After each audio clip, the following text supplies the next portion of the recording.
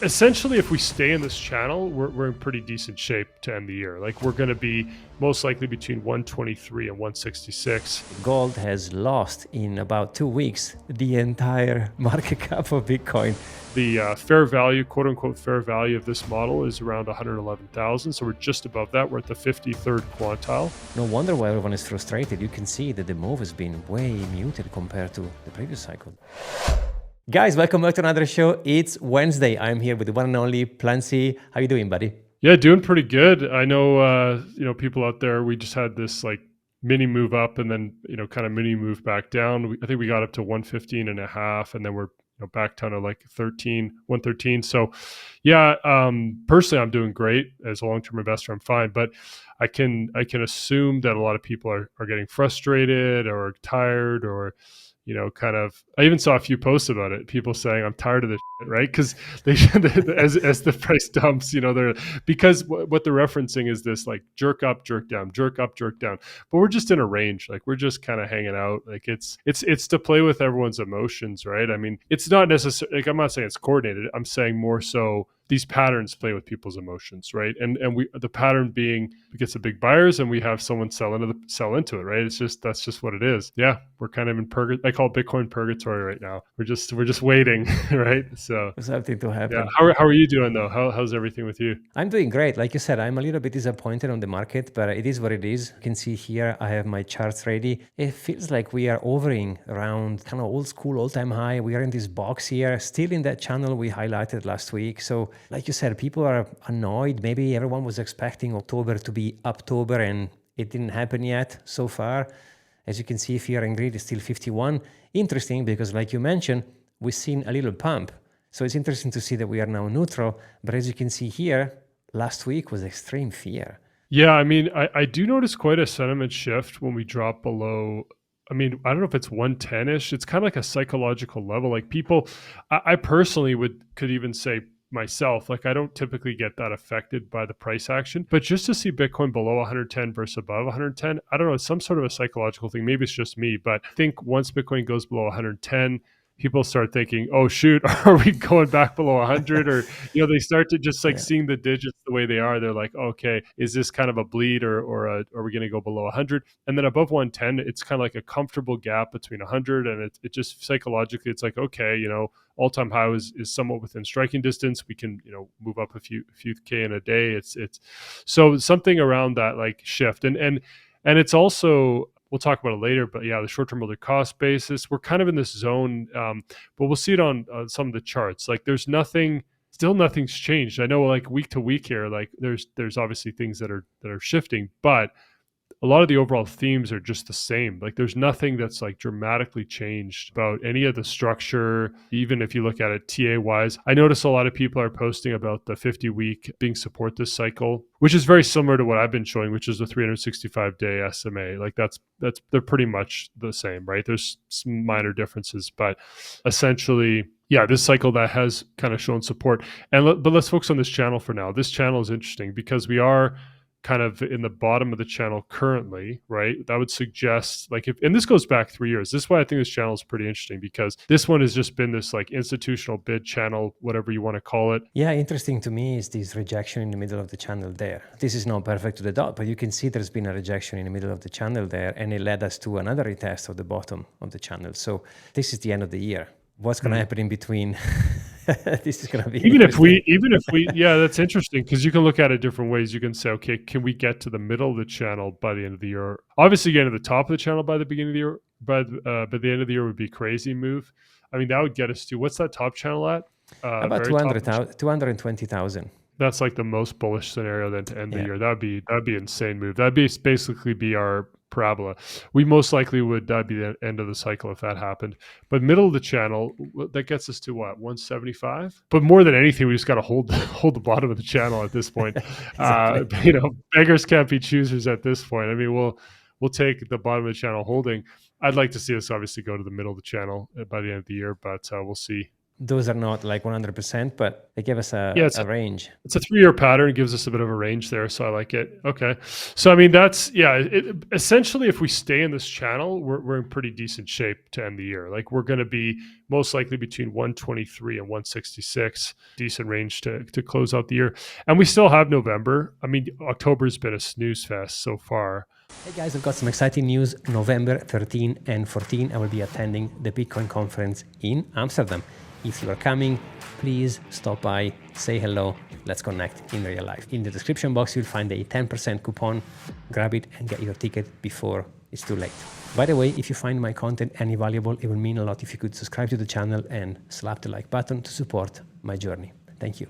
November November historically has been a good month. We've talked about that. You've highlighted it. What's interesting was September this year, because September has been green, and September is not, historically speaking, a good month. You can see down here, we actually have an average of minus 3%. So I don't know. August, on the other hand, which is a decent month, we had a red August. So I'm like, Yeah, it's kind of not falling. I mean, you can look, it's interesting, right, to compare the historic averages to what we actually did this year. Sorry, can you go back down a little bit? I want to see, because October typically is on average plus 20.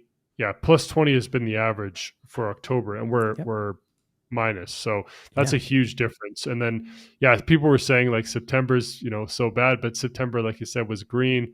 Last 3 years have 5%. been green for just minor greens last 3 years for September, but after quite a run of being red. But I do think though, institution wise, like we have discussed reasons why Q4 typically is good, done decent for turns because of traditional players and things, just with their calendar year and how it works out. You can see here we had a couple of interesting days. So October 23rd was 20 million. Then we had day after we had 90. And then on the 27th, 28th, there was a bit of a volume coming in. No one has been selling anything, which is positive. Whether if you look on the 22nd of October, for example, there has been almost 60 million out. The outflow was severe. In fact, we've seen a negative right here, 100 million more or less out from the ETFs. So it'll be interesting to see. The data takes 24 hours to show up. So tomorrow we'll be able to see what happens on the 29th. And of course, next Wednesday we'll check the whole week. But yeah, I mean, it feels like everything is going slowly as opposed to everyone was expecting. Maybe we'll see a positive November. Difficult to say at this point, but or maybe October is going to surprise us, like Smithy was saying. On average, the best part comes toward the end of the month. So we still have a few days left. Yeah, we got basically 3 days. So windows closing, but yeah, it'd be interesting to see the ETF. We'll have to look at that on like a monthly. But it's good to highlight the week to week as well. Like this, basically, trickling back in of some of the inflows here. We had that really strong week, and then last week was kind of red, but not as red as the green of the week before. So we kind of had like one of the better weeks. Yeah, this was a decent one, but we've seen 1.2 billion. I think it was October 6th, which is one of the largest. Yeah, that was a week before that. Yeah. Bananas. But this is interesting because you can see that gold has lost in about 2 weeks the entire market cap of Bitcoin.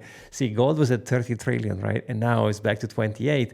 And guys, remember, Bitcoin is only 2.2 trillion.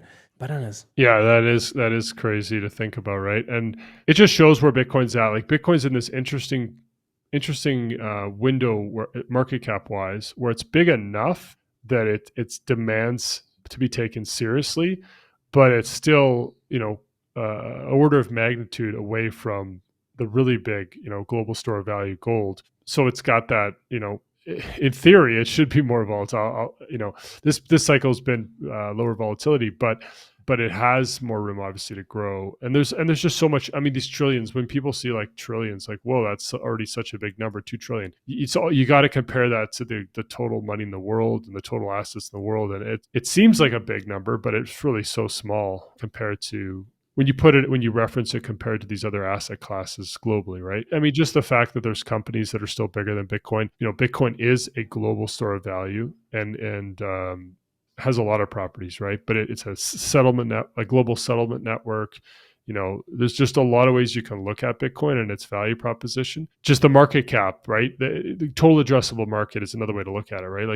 Because people talk about with companies, okay, a company's got this valuation. What's the total addressable market? And with any given single company, there's, typically speaking, there's only so many, like such a big addressable market within that niche or whatever you want to call it. Now, some of these companies, they're getting into multiple spaces. They're kind of expanding, right? So they're doing, they're going to go into other industries, but still there are somewhat of a limited total addressable market for what they're offering. With Bitcoin, it's a big total addressable market, right? So yeah, it's 2 trillion, whatever, but it's still got a lot of room. But no, this is interesting. We'll revisit this every once in a while because I like just a snapshot of kind of, okay, we passed silver at one point. Now silver's back above Bitcoin. There's still a few companies we need to pass, right? Nvidia's a big company. And pretty crazy to think about when you scroll down the list, you have Walmart, those companies Yeah, are yeah, yeah. massive. Visa, Yeah, you know I what I know. mean? Yeah, yeah. These are some big, and they're only, yeah, they're well, only, but they're like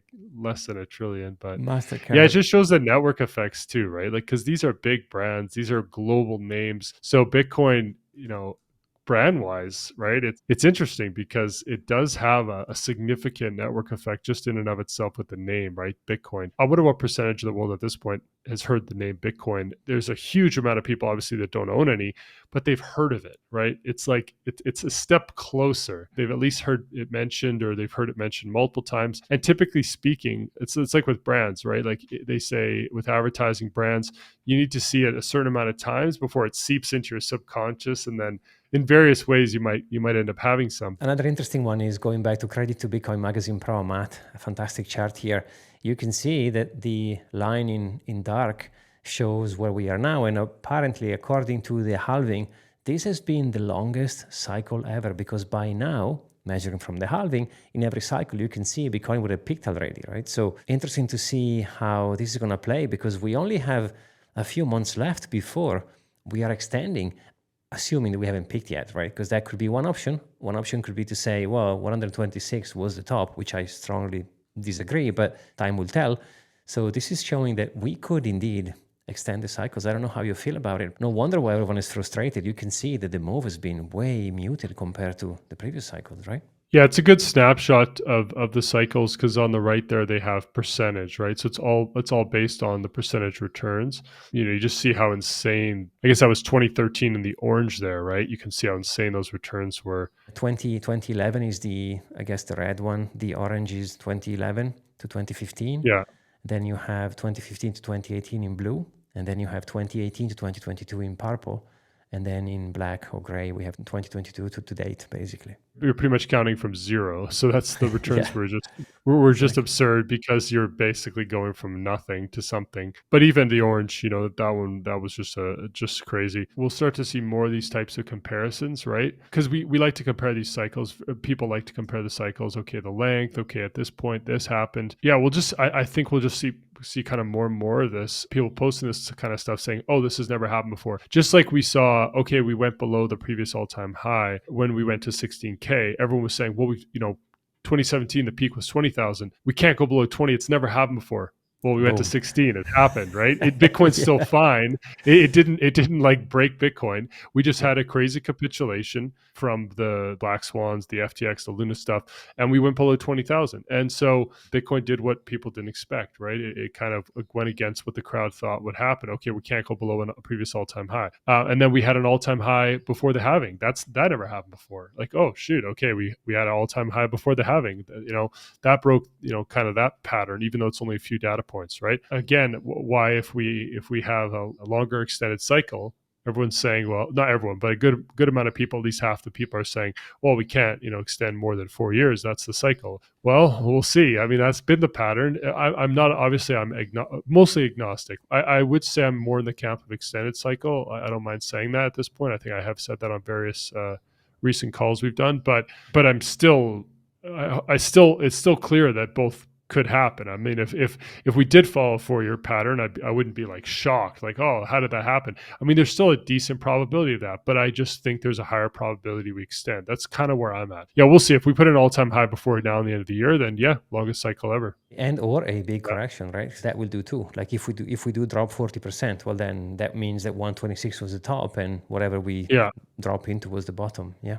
Yeah, this one's good to highlight just because I really like, this is one of the more interesting TA things I've seen. And people, people post, like I already said, the 50-week moving average seems to be the kind of floor for this cycle, kind of like the bottom of that channel. Very similar way of showing it. Whereas in other cycles, it's been like the 200-day moving average, right? So the longer moving average has ended up being kind of more floor support. So I'm looking at this as support, kind of floor support for the bull run, and this range is kind of creeping up. I've highlighted this pretty much every week now, but yeah, this is the range right now, that 101 435 to 109 258, between like that range. So this is the fourth time we've basically gone in this range. This time is the least amount of time we spent in it, though, interestingly. So as bearish as people are, or at least as frustrated as people are, I wouldn't necessarily say bearish, but people are frustrated or bored, different ways of looking at it. This has been the most bullish. Well, it's different ways of looking at it, because we didn't have like a massive pump prior. We didn't get as far extended above it, but we also haven't gone as far into it or spent as much time in this band. So, because if you look at the previous times, we spent more time in the range or the band, whatever you want to call it, but we had big moves outside of it, right? We got well above the 200-day, and then we kind of came back into it, spent more time, and then we had a big move. So this last move above the 200-day, right? Because if you look at the previous consolidation, just the one right before it, the we didn't get that far away from the 200-day, and now we haven't come as back into it. We're kind of just following it closer, or in a way. So I'd expect a big move, right? If this bull market truly is going to continue, we want to see a decent move away from that 200-day SMA. We don't absolutely have to have it. If we just continually stay above the 200, we could just continue to go up like very methodically and very uneventfully. But yeah, this range I'm keeping an eye on, because if we go back into it for a bit, I mean, as bearish as it would seem, right? If we went and spent like a few weeks in this range, or even a month or two, pattern's still intact. Like it's not, as long as we don't like break below the 365 and stay below it for a while, that I would be getting very concerned. Like if we're trading below the 101, and we're say we go into the 90s and we spend like a few weeks there or a month there, I'd be like, okay, well, to be completely honest, guys, like I think this is this support is over. Yeah, nothing crazy so far. And this is, again, it's only one lens, one way of looking at it. It's not the be all end all. It's just TA, and it's just an interesting, useful pattern. It looks like there's been a humongous consolidation here and decent here, but now we are going for it's more like a flat kind of consolidation here. Yeah, good observation. Yeah, So it is different. Yeah, sorry. something has to happen. Like you said, a big move in either way has to kick in, because we can't continue going Exactly. sideways. So at some point, either we Yeah. break 365 SMA, so the yellow line, or we just pump, because we can't just go sideways. It doesn't make any sense. It's So just not. Yeah, I completely agree, and that's a good observation, because if you look at the previous two patterns there, it's pretty clear, right? If you go back even one more, right, we had a huge, so from that consolidation, huge pump, but then the consolidation slash correction, it's like a slide to the right, right? It's like it's down and to the right in a consolidation type pattern. So we gave back some of those gains, but we kind of consolidated. And then the next one, same thing. It's a pattern. It's a slide to the right. This one is different. You pointed it out well. It's been sideways, right? And we're basically going into the band simply because the band's moving up, and then we're just going sideways, right? So yeah, I completely agree. A move in either direction is inevitable, right? Most people say, well, obviously, it's just basically saying like, okay, we can't go sideways forever here. Like volatility at some point is going to kick in, kind of teetering in a way. We're kind of like, if you look at a teeter totter, it's almost like both people are the same weight, and the teeter totter is just like, stationary. But at some point, with momentum or whatever, we're going to see that shift. So I do still think it's to the upside. I do still think the cycle's, not done. That is my base case. However, we need to consider all possibilities, and expect a move, like expect some volatility and a move here. It's going to happen at some point. If we just keep going sideways, I mean, eventually we'll actually go below this, this support also. That's the other thing. down here, the biggest pump happened when we've gone sideways straight. So after this incline, let's say, or decline moment, we pumped. I mean, this is significant, but not as big as the one before. If we are following a pattern, if anything, will be the first. So we had our bear market low. We had a pretty solid pump out of that.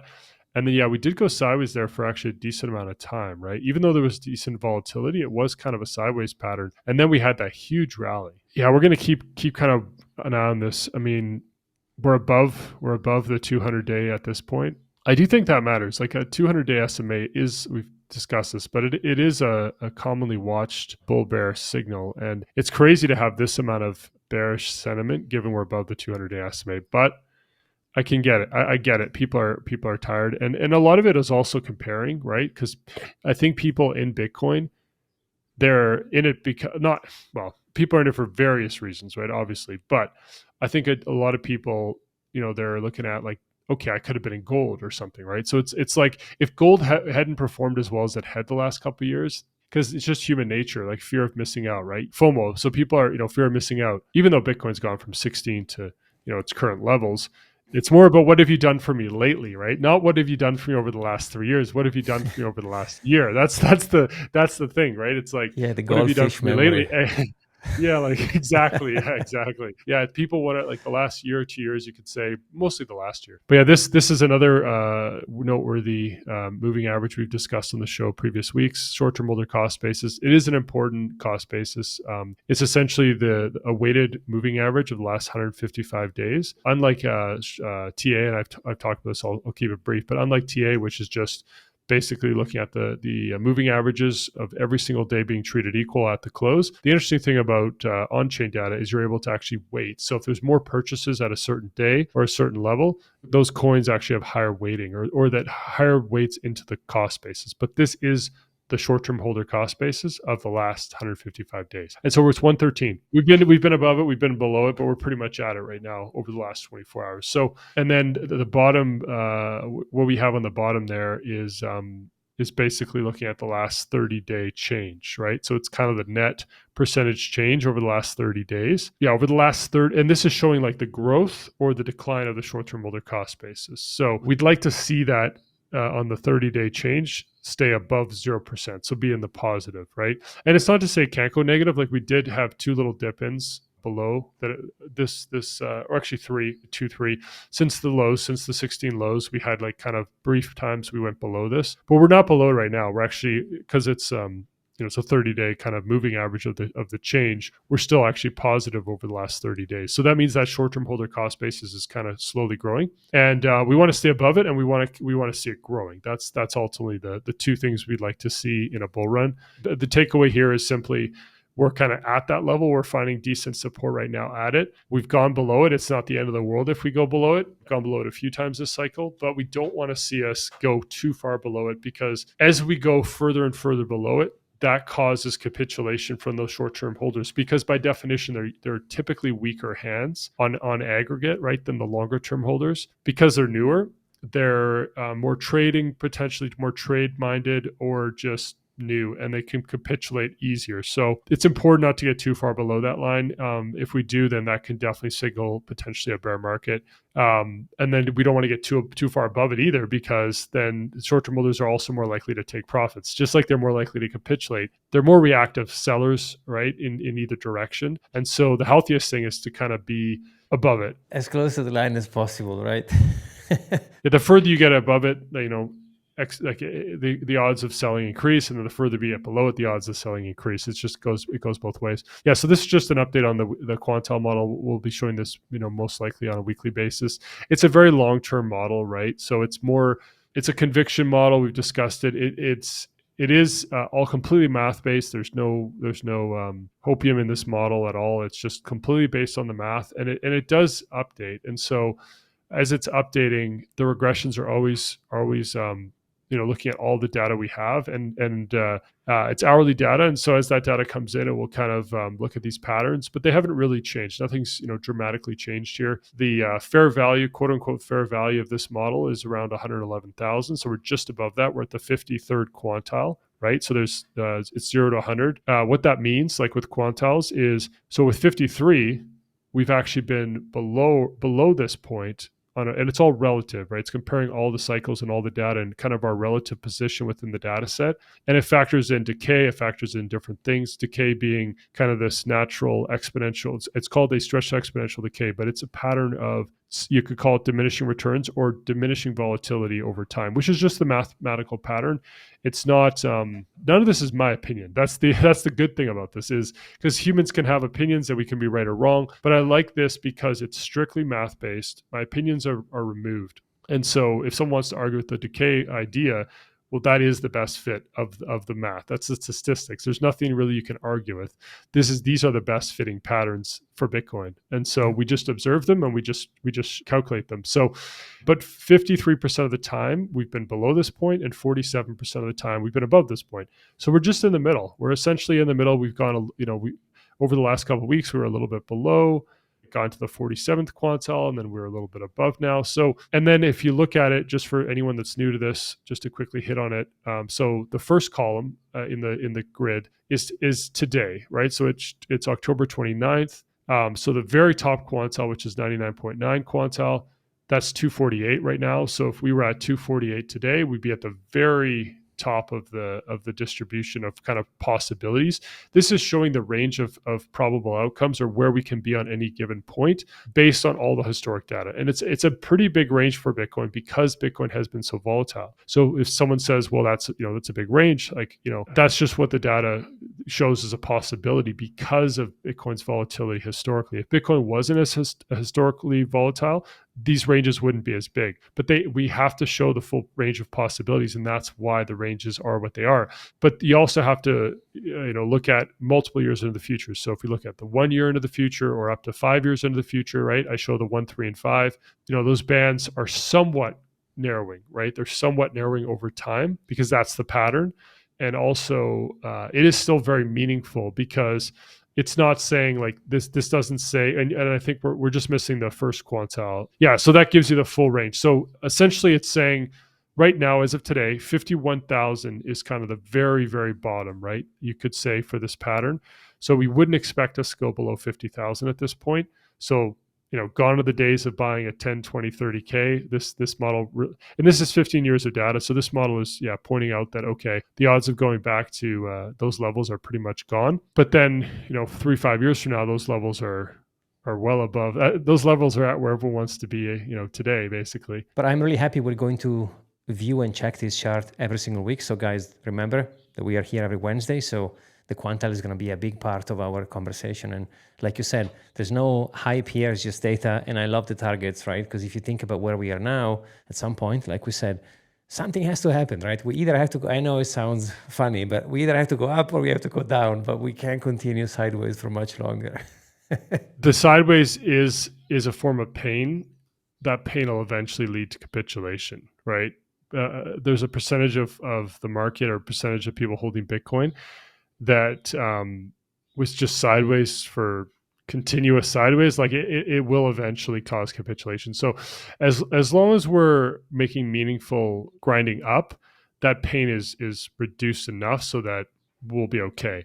But yeah, true sideways for a really extended period of time, like another 6 months or something, at some point people will say, okay, I need to get in another asset that's going to move. So yeah, Bitcoin does have to kind of make its move here. Thank you so much, Plan C. Always a pleasure. Really enjoyed our chat as always. So guys, remember to smash up the like button, subscribe to the channel, because we're going to see you next Wednesday. Awesome, guys. Have a great week. Cheers.